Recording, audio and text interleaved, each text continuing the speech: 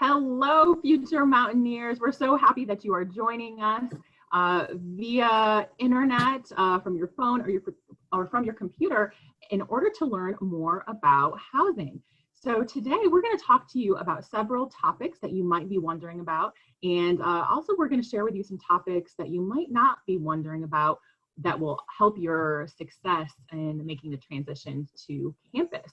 So we're going to talk about your on-campus experience, what you can do to be successful. We're also going to talk about move-in and what that looks like. And we fully acknowledge that with COVID-19 upon us, there are going to be some unanswered questions that we are not able to fully outline for you as the COVID-19 situation currently evolves. So in some parts of this presentation, we might speak in generalities to you, but please stay tuned to our website, which is housing.appstate.edu, in order to get the most up-to-date information. And also we will reference our website a few times during this presentation. So we encourage you to log on to our website and become familiar with our policies and who we are. So before we get any further, we will introduce who we are to all of you. So I'm going to go ahead and hand it over to my colleague, Derrick, to introduce himself. Derrick?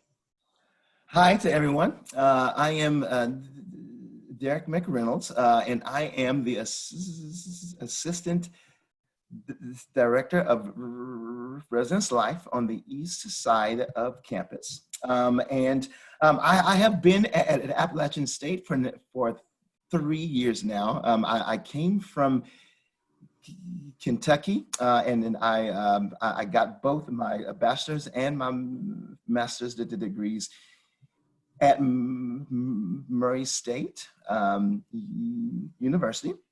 And a fun thing about me is the fact that I've got two music degrees, but I work in housing.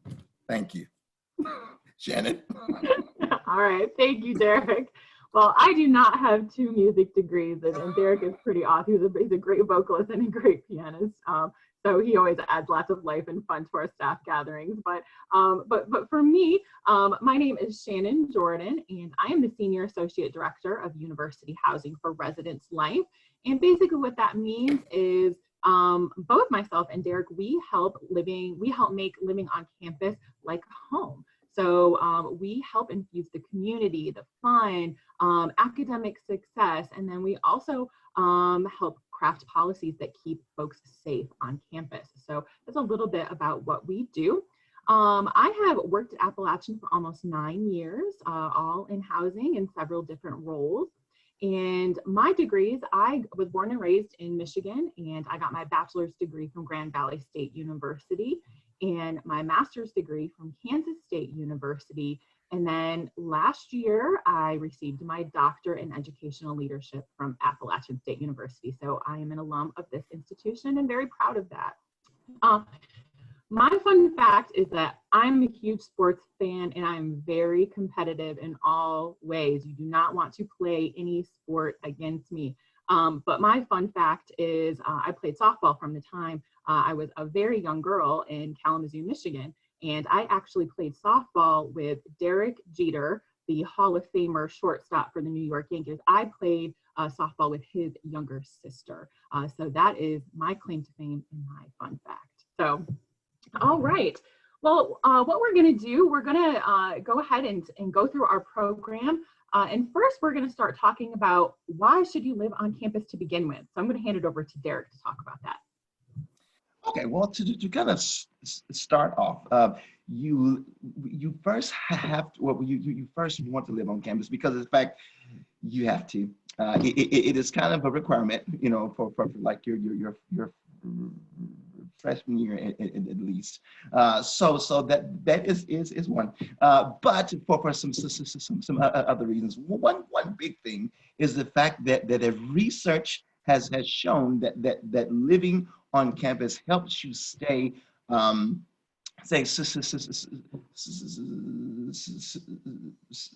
successful academically, and you tend to increase your rate of graduation. And this is mainly done because of the fact that one, you you have all of your resources, they're on campus. You've got, your academic advisor. You've got a library. You have your classes there. Everything is right there. You've got the access to like programs and things of that nature. A second awesome reason, if we must say, to live on campus is because of the residence halls. And it has been said that we live in dorms, when we believe we live in residence halls. There's a difference. Derek. Thank you. When it comes to being in what folks would call a dorm, that is just a place where you sleep. You go, you sleep, and then you get up and go do your life everywhere else. It's only there for sleeping. But we actually live and run residence halls because of the fact that in our halls, that it's more than just a place to sleep. Yes, you do come there and you sleep it, but you also come there to thrive.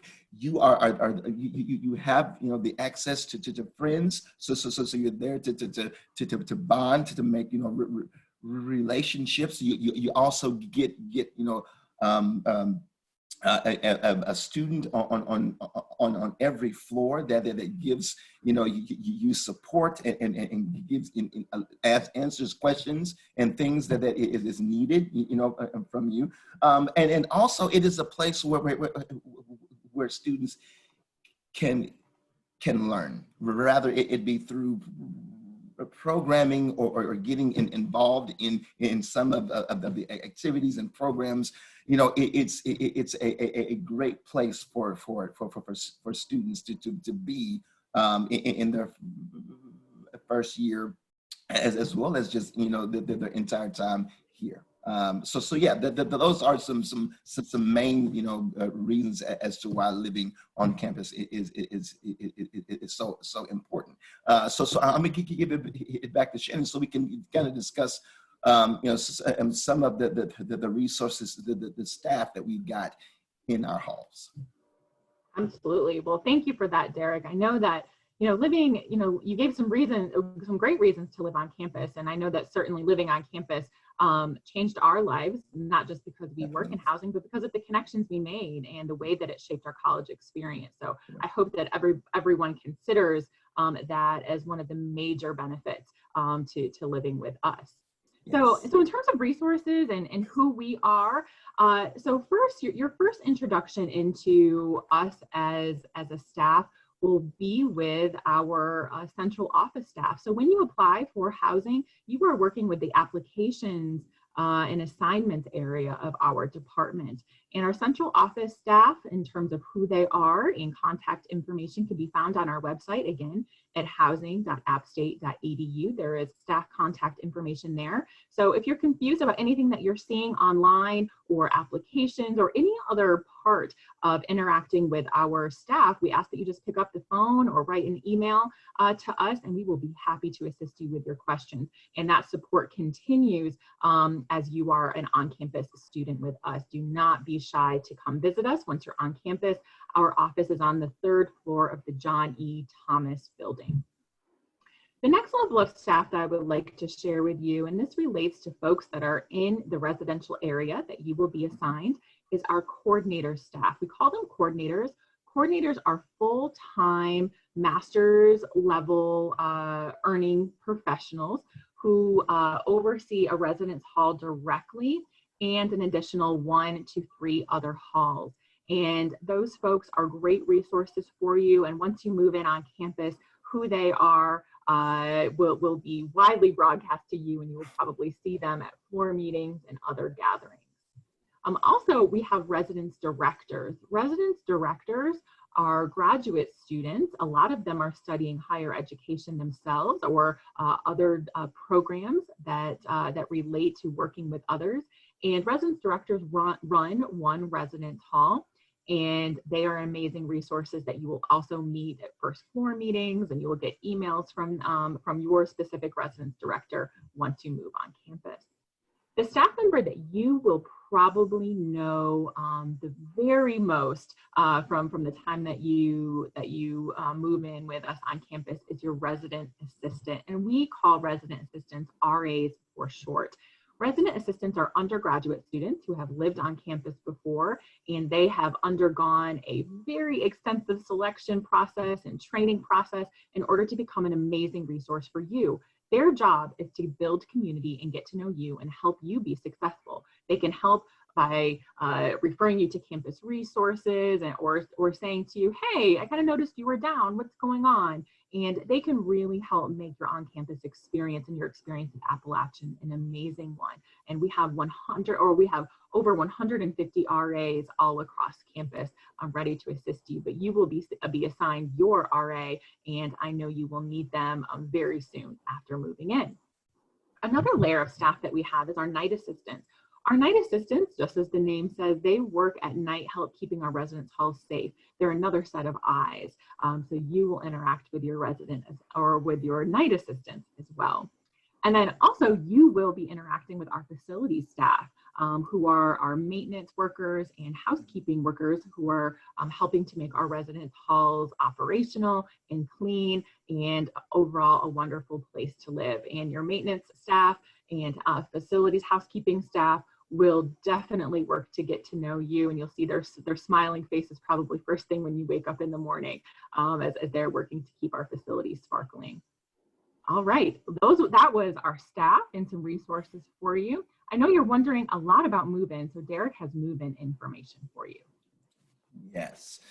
Well, of course, before the process of actually moving in and getting things ready, you will receive an email from our housing assignment staff that will give you your assignment and your roommate. Now, of course, this usually happens in mid-July, but of course, as Shannon has said before, this COVID-19 time, may actually, change a few things. So that is still to be determined at this point. But as you're kind of thinking about the process of coming here, I know that there's some students out there that have special accommodation needs that is needed for them to live inside the halls or to maybe get the ability to not live in the buildings. So before that even before you get to campus, contacting our Office of Disability Resources is definitely an opportunity for you to file for those accommodations and hopefully be able to get what you need before you come to campus. Okay, so with that in place now.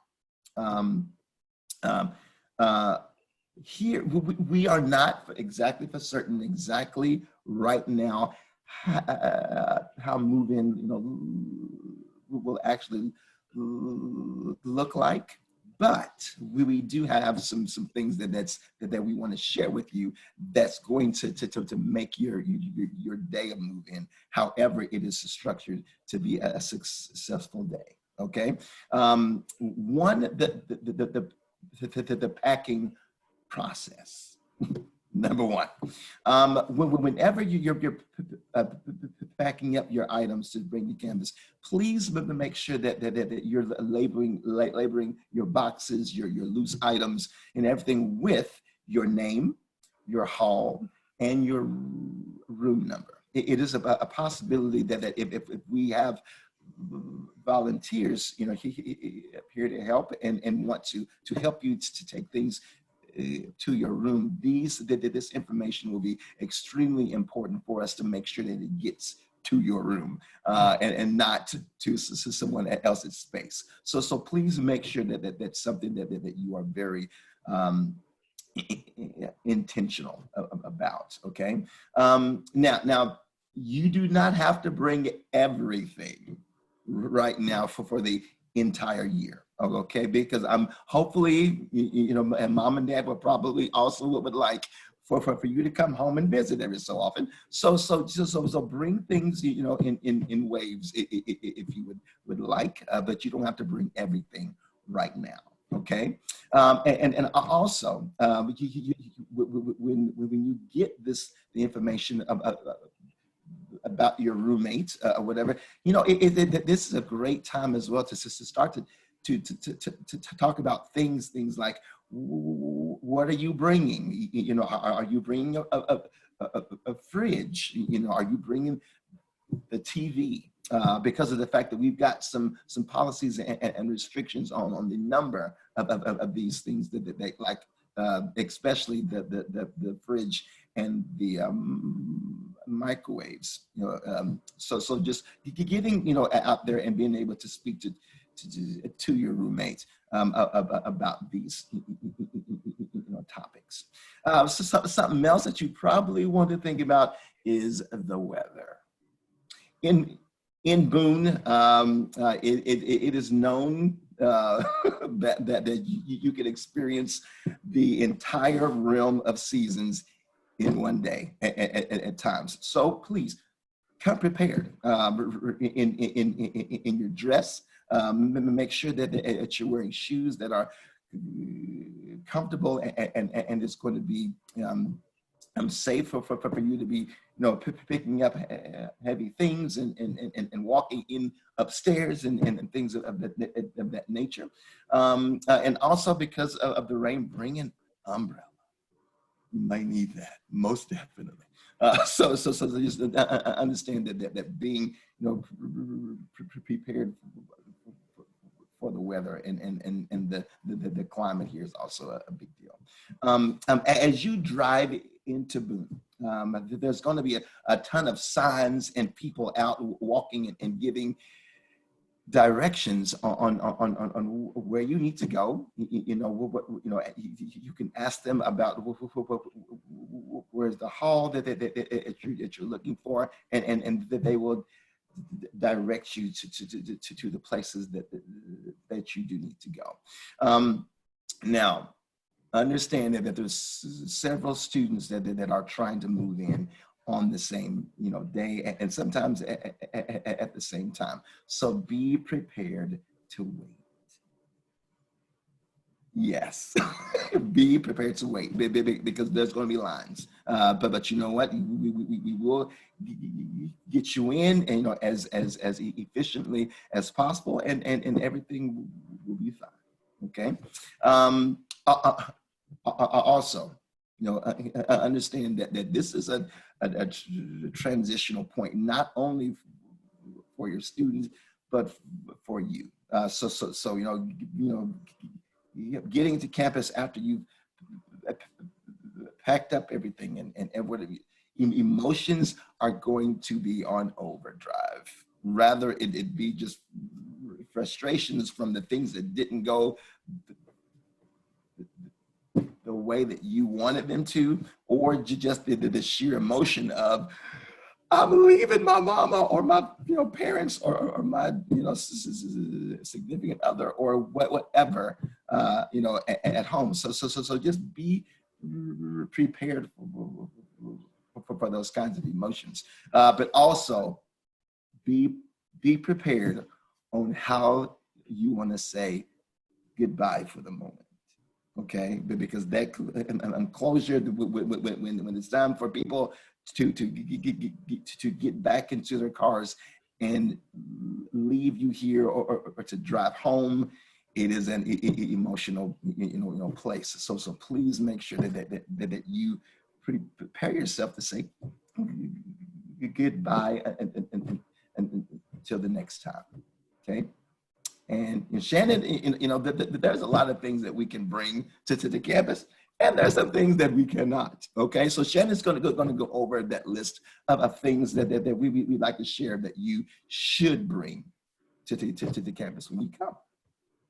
All right, absolutely. Well, and Derrick, thank you for sharing all that, especially the emotions part. I don't know about you, but I definitely remember when I was dropped off to college for the first time. All those feelings are right there still on the front of my memory, even though it was many years ago now. So it definitely gave some advice there. So, but yeah, but as you are planning on packing up, there are several things that we want to recommend that you bring. And again, this is another point that I want to mention our website. And just a little bit after I state what to bring. Derrick is going to talk about what not to bring. And so this is where our website will come in handy, because we have a whole list of our policies that, guess what, you are responsible for knowing. Since you signed our housing contract to live on campus, it referenced that you need to know and understand all of the policies as listed on our website. So please become familiar with that. So first, I'm going to bring the positive and talk about those things that should be in those boxes and bins when you move to campus. So first, many of our residence halls have hard surface floors, and they are not carpeted. And so we recommend bringing an area rug or something to warm up the space. That's not only nice and functional, but also that's a great piece to make your room feel more at home, especially for those of you that are into decorating and interior design out there. Also, we recommend bringing a UL approved power strip. And you might be saying, Shannon, how do I know if something is UL approved? You probably have seen these stickers before, but on power strips, those are those shiny iridescent stickers. Those say UL approved, and that power strip should be 15 amps with a circuit breaker on them. And so that will say that on the box when you purchase those power strips from Walmart or Target or any store that you choose to buy college supplies from. So that power strip comes in handy, so you're not overloading your outlets in your rooms and using those sort of outlets where you can plug several things into one outlet that's in the wall. That UL approved power strip that with 15 amps and a circuit breaker will make sure that you are safe. So there is that piece. And then our beds are twin extra long beds, 80 inches long. And so if you could buy sheets that fit that will definitely help with your unpacking. And also a fan. Some of our residence halls are air conditioned and some are not. All of this can be found on our website. So if you click on the residence hall tab on our website, and then you drop down to any of the halls, it will share the amenities. And if the building that you are assigned is air conditioned, it will say that on our website. But a fan is a good idea because even though Boone has a cooler climate than off the mountain, as we say, it can get a little bit warm in August and September. So that fan is good just to keep things cool. And also it's a good white noise. You're living in a community for the first time and you might be distracted by what your roommate is doing, or maybe sounds in the hallway. Also a microwave and refrigerator. So Derrick mentioned this earlier as something you and your roommate need to talk about. So a microwave and a refrigerator, in some of our halls, we have a combination microwave and refrigerator that is provided, and that is called a micro fridge. And again, on our website, if you click under the different halls, it will share the amenities if a micro fridge is provided or not. If a micro fridge is not provided, we ask that you follow our guidelines for any appliance. And that is, no appliance can exceed 1200 watts or 10 amps. And all of that information will be found on the box of the appliance that you are purchasing. And once again, please read those boxes to make sure that you do not exceed that amp and wattage requirement. This may be like a duh, but bringing a trash can, bringing that, because you are obviously going to be living in the same room space and you're going to need a space to throw things away. Bring your favorite electronics, so TV, anything that really helps you feel at home and will help you relax after a long day of classes and homework. You're welcome to do that. But again, remember our 1200 watts or 10 amps requirement with your electronics. And then, of course, bring things to personalize your space. When you walk into a residence hall room for the first time, it really is a blank canvas. But there are students who have done some amazing things with residence hall rooms in terms of, the linens they put on their bed and photos they put on their wall and other things that really help make the space home. So talk with your roommate, and if that's important to you, figure out how you're going to do that in your own room. And again, remember, don't break any policies and read our website. So I'm going to hand it over to Derrick, and Derrick's going to talk about some things not to bring. Okay. These are items that that we have over the years I've found out are just things that probably just need to stay at home because of safety reasons and just the fact that they shouldn't be on campus in a business hall. The first thing that we would like to say, Shannon talked a lot about the UL approved circuit breaker type of cords for it to plug things into. Now, on the other side of that, we have just the extension cords that you would normally see, in a normal space. Those are not allowed on our campus, just because of the safety issue with them, with causing fires or being overloaded. So those are not allowed.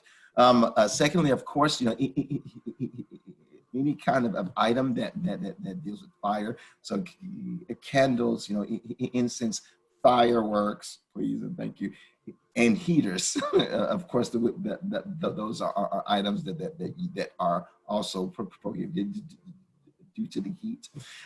Also, I don't know if everyone knows what a cinder block is, but it's basically just a big block of cement that students, back in our day, I used to bring it to raise their beds so they can store things up under. Our beds here, we have staff that are able to raise into the loft beds, so that is something that our staff can do, so you can leave those cinder blocks at home as well. Also, I don't know if you've seen these spider lamps. It's those tall lamps that got the different arms that come out. So some of them come in glass, so some in plastic, but the bulb shades are usually colored, and those lamps, believe it or not, create a great deal of heat, along with the lava lamps, as well as the salt lamps. All three of those types of lighting and lamps are not allowed because of the amount of heat that they produce, and can cause fires if we're not careful. So please leave those at home. Next, wireless routers. Do not bring them because of the fact that our internet system here is capable of taking care of all of your streaming needs, all of your internet needs. You do not need to bring a router. The routers that students bring into the hall, they have a tendency to mess with our system and causes disruptions in service for the entire building. So please just leave those at home, okay? Next is any kind of open coil appliances.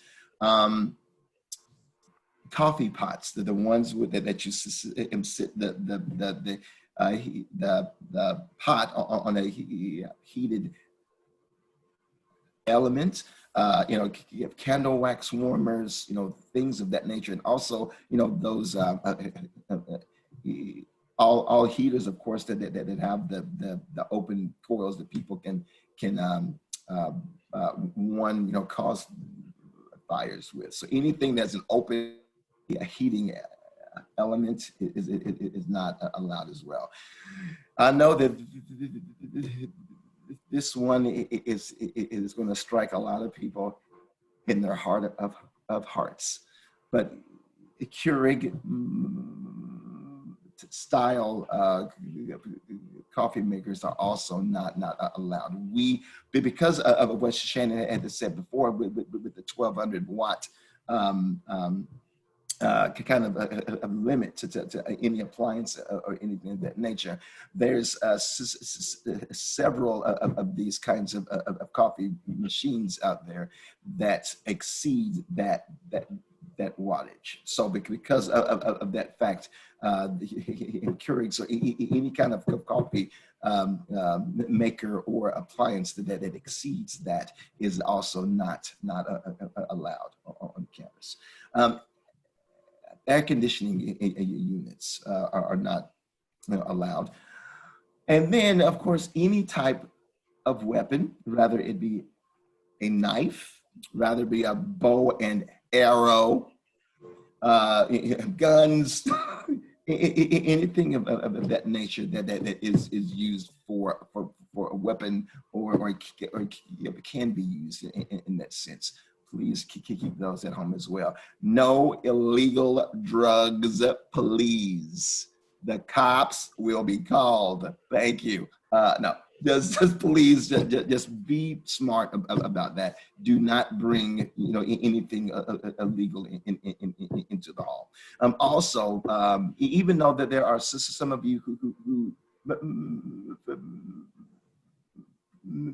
maybe not in your first years, but there's students on campus who are of age, but we still for those the halls or the students that are not in that situation, we also prohibit any kind of alcohol containers. So even if it's a container that doesn't have anything in it that you're keeping as a keepsake from a sentimental moment or whatever, please keep those at home as well, because if our staff, any of our checks come in and see that, then it will be confiscated. So please, just for the sake of keeping your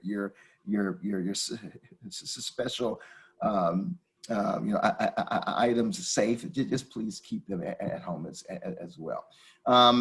Also, please do not bring your own bed or mattress from home. The materials that your bed are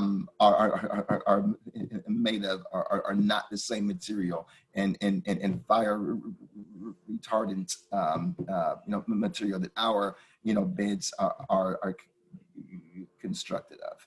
So of course, if you do, as I said in the beginning of this, that if you do have a special combination that speaks to you needing a special bed or anything of the nature, please work through the Office of Disability Resources to make sure that they can get that accommodation filled for you safely. Okay. And last but not least, we do not allow pets in the halls unless they are a fish that spends 100% of their time underwater. And even there's a special kind of fish that you need to be careful that you get if that's what you're going to have. But of course, again, with the Office of Disability Resources, if you do have a emotional support animal or a service animal, please make sure to work through that office as well to be able to give you the access to have the animal that you need here on campus.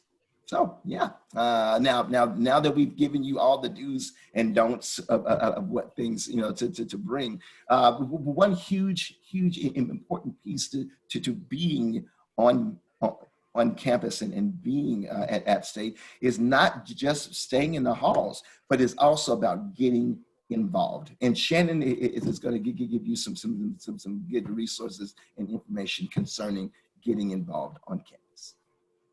All right, amazing. Well, thank you so much, Derrick. I know you got the kind of the killjoy aspect of the presentation talking about what you can't bring, but good information nonetheless. Right. Again, I want to remind folks, visit our website and read our housing policies and become familiar with them before you are living with us. So in terms of talking about involvement, the first thing that I really want to say to you, and this is common knowledge to us as housing professionals that we really try to impart on students, is that the first 6 weeks of your first semester are truly magical. And the reason why I say that is because in the first 6 weeks, you really set the tone for what your college experience is going to be like. We know it's hard, but you have to get out there. You have to get out of your comfort zone as much as possible in those early days to make friends. Because what happens is if you don't make those connections, if you don't get out there, there's going to be a lot of folks who do. And they start to form friend groups and they start to get into clubs and organizations, and you don't want to be left out of that. And so in the first 6 weeks, really dive in, even if you are an introvert, even if that's not your style, it will pay dividends to you if you get out there in the first few weeks and meet others and get involved. Now, we know this fall is going to be strange because we're going to be talking a lot about social distancing and what we need to do in order to stay safe. And so your residence hall staff are also going to be sharing things in terms of how to stay safe during COVID-19 and how to build community at the same time. And those are plans that we're currently working on. So please know this is our first go round with all of this, but community is important to us. We want you to take advantage of those 6 weeks and stay healthy and safe at the same time. So stay tuned for all of those community expectations. We have an organization that we that have elected officers in each of our halls, and that is called Hall Council. And our Hall Councils have several different roles on them that help make the lives of students better in that hall, meaning if there's programs you want to put on, different things you want to implement, Hall Council leads the charge on that. And so we hold elections first thing in the fall. And so if this is something that you're interested in doing, it's a great involvement opportunity. Usually the folks who run for Hall Council are folks who did student council in high school, and Hall Council is pretty similar. But even if you didn't do that in high school, I encourage you to stretch yourself and get involved and make a difference in your residence hall. And so you'll be seeing a lot of that information right after you move in. And then clubs and organizations, just because we work for housing doesn't mean that we only talk to you about housing things or promote housing things. There are so many campus organizations and involvement opportunities, and you will be flooded with those things in the first few weeks that you are with us. And so we encourage you to get involved, take advantage of those things. And the residence halls are truly a wonderful place where your involvement and community involvement truly begins and truly happens. So the next part that we want to talk about, Derrick and I want to share some residence hall myths with you. So we're going to kind of get real about some things that people say about living in a residence hall. And Derrick and I are going to work to debunk those myths. So play along with us here. We're going to have a little bit of fun with this. So Derrick, what is that first myth?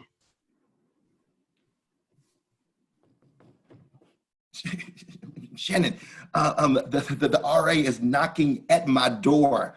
Am I in trouble? First of all, Derrick, you need to chill out, calm down, be cool. RAs, I know they are typecast, stereotyped in the media sometimes as being rule enforcers, as being that heavy, as being the person that's meant to ruin your fun. And believe it or not, even though RAs are policy enforcers and they do help keep our residence halls safe, they are really more about building community and getting to know you. Yes. So if you are not doing anything that you're not supposed to be doing, you have nothing to worry about. And your RA is coming to talk to you to get to know you and probably to invite you to lunch or dinner or a program or something going on in the community, or just to say, hey, how are classes going? Maybe, they overheard you say something, in the lobby about how you're struggling with chemistry or another class. They want to help connect you to resources. So when they knock on your door, it's probably for a reason to help you. So, okay, Derrick, I have a question for you here. So we have housekeepers, right?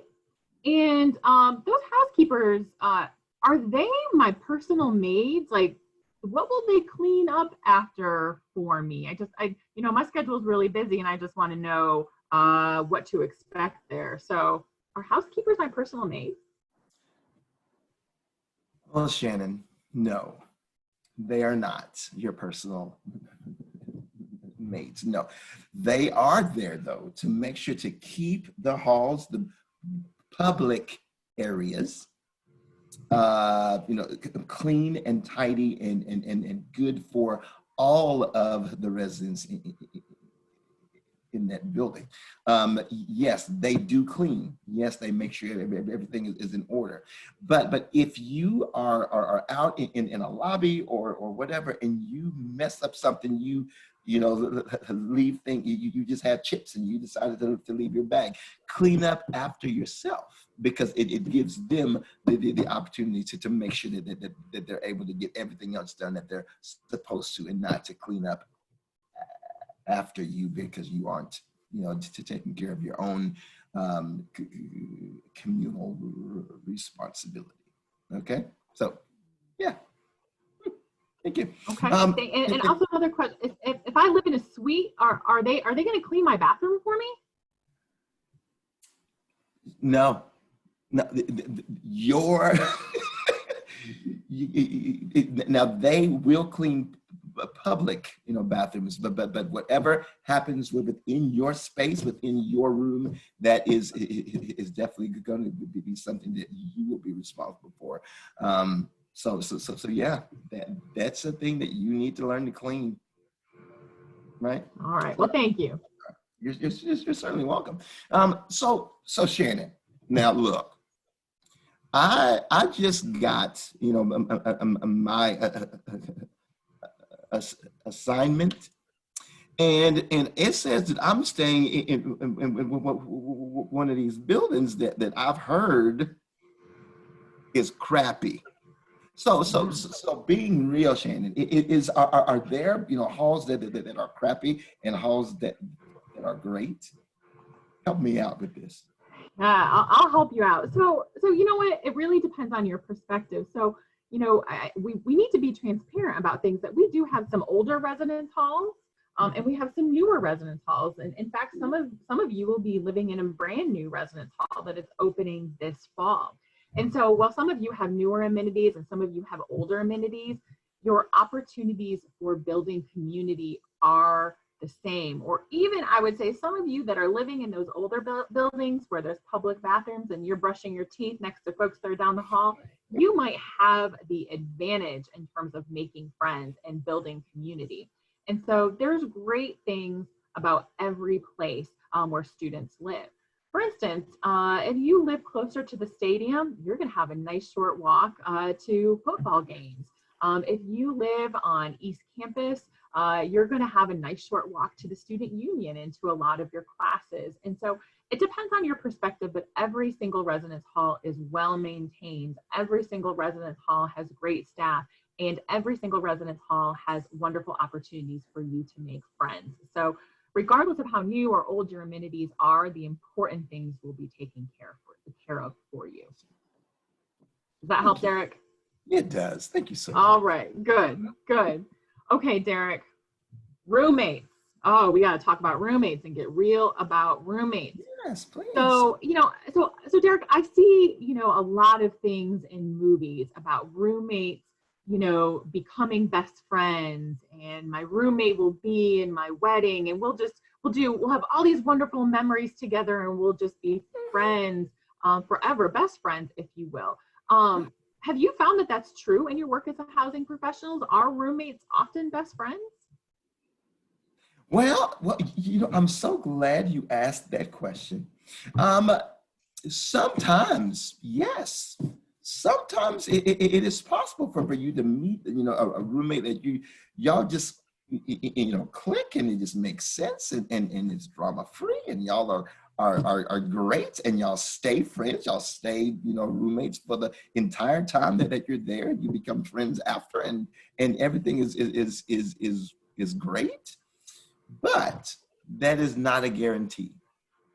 Do not be fooled that just because you have a roommate that everything is going to be, just like that. Yes, there's some moments when students meet, roommates, and they just don't click. And it's not anything that's wrong with either of them. It's just sometimes, some personalities just don't, mix, and that's okay. If you get into a situation like that, and you feel like you really want a different experience, we do have opportunities for you to move to different spaces. And if you find a friend out that you have in a class, or that you have whatever, and they don't have a roommate, or you move in together, that those are some options, as well. But yeah, it's kind of depending on who you're with, and the personalities that you both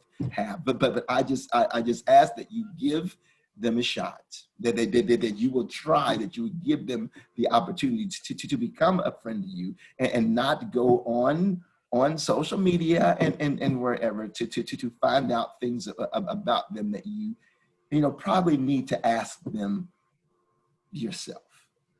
So yeah. Yeah, that's right. I mean, because it makes sense, Derrick, that you are more than who you are on your Instagram profile, your Facebook profile, and having a conversation is the best way to get to know you. And so that is definitely what we recommend. And a lot of you might be looking to find a roommate, or might choose a high school friend as a roommate. And we really caution you to think about that decision before selecting a high school friend. And the reason for that is because you're going to do a lot of changing and a lot of growing in your first year in college. And you are, your friend from high school might be one person when they're in high school, and it might turn out to be a different person once you get to college. And there's nothing wrong with that. That growth is great. But have those conversations if you're planning on bringing someone in from high school as your roommate. That conversation, that realness, and having those difficult conversations are something that our staff can help you have as well. We have roommate contracts, roommate agreements that our staff helps facilitate. So just a little piece of information there about getting along with roommates. Definitely. Okay. So we are now to the portion of our presentation where we have some questions that were turned in by all of you. And thank you so much for turning in those questions. And I'm going to ask those questions. Derrick is going to answer them because you all submitted some great ones. So Derrick, are you ready for these questions? Yes. Okay, wonderful. So Derrick, here's what the first question said. So they say, I like to keep to myself and keep a low profile. What do you recommend I do? And I think they're just talking about, just how do they get out and make friends, probably. Gotcha. Yeah. Now, it is okay to be a quiet soul and to be that person that doesn't get into a lot of stuff. But it is important that you do get involved. And one great way that Shannon has already it's kind of voiced to you is just to go out and attend some of the hall council meetings. Maybe even run for a position in one of those. There's so many students in your building that will come to those things that you may be to meet people that you may not have, that you may not be able to meet if in your classes or whatever. So that's one awesome way. Another way is the RAs, the residence assistants that are on your floors. That they're also going to have and hall council, but also be putting on programs that are specifically, for you. So come out and meet other, residents and stuff in the hall. But overall, just be open to new experiences. It is a big deal. When you are at home, yeah, you've got those things that you have at home, but here it opens up a brand new world of people and opportunities, and so just be open to those new experiences, and you will be meeting new people, for sure, for sure. Absolutely. Well, thank you for that answer, Derrick. Yes. Okay, another question, a good question, kind of in the same vein, but so the question says, I'm not really comfortable in new situations or meeting new people. To be honest, I'm really scared of this roommate thing. How can I make this process easier? What's your advice, Derrick? Well, as we kind of said before, you and your roommate are if you don't know each other from school or from whatever, you both are in this thing where you don't know a whole lot about each other, and it's really easy for us to go to social media to try to figure out who this person is, and so we get this tendency that we our biases, our just kind of misinterpreting pictures and information on Facebook, Instagram, things of that nature, that really puts us into a place that we're making judgments on people that we're not even sure that it is real or it's true. So one thing I would say with the roommate thing and getting involved in that sense is just talk to people like people. Do not rely on social media items, to learn someone, because, as Shannon said before, even you, the full likeness of you is truly not completely portrayed in your social media items. So yeah, just get to know your roommates and friends in that sense. Yeah. Okay. Well, our last question, and I love this question because this question just, somebody is not afraid to be vulnerable in this question. And so it reads, I am so nervous to come to college. Everyone else seems so confident about it. What other advice do you have for helping with this transition? Okay, look. Everyone in some range is feeling the exact same way. That are coming into this new experience with these new people and this new way of life. I'm leaving people at home that I now have to be the adult, the person that is taking care of my schedule, my meals, my everything. As Shannon said, that this is a growing opportunity for you. This is a time that you can really get, into a place where you can actually, be, kind of whatever you want to be. It's at college or in this kind of experience that you can redefine who you are, in a sense, so please, do not use this first year as something that to keep you kind of, shied away and in a safe, place for you, as far as not wanting to get out and push your boundaries and get outside of your comfort zone. Make the most out of your first year here, because in that first year, the amount of growth, the amount of people, the amount of relationships that you can build are those things that will actually be in place and help you to be a better senior, a better person after college. So please do not shy away in your room and not experience. Be open and make your first year amazing. Well, thank you so much, Derrick. I think that is actually the perfect note to end on today. And so thank you for your questions and thank you for joining us. We hope that our words and the tips that we gave you help ease those fears, help ease those nerves, and have given you some things to think about as you prepare to come to live with us here at Appalachian. We can't wait for you to join us. And we also encourage you to check out our other videos that will be posted on our website talking about all different topics in your transition. So stay tuned as those items are released. And once again, thank you so much for joining us. We'll see you on campus in August.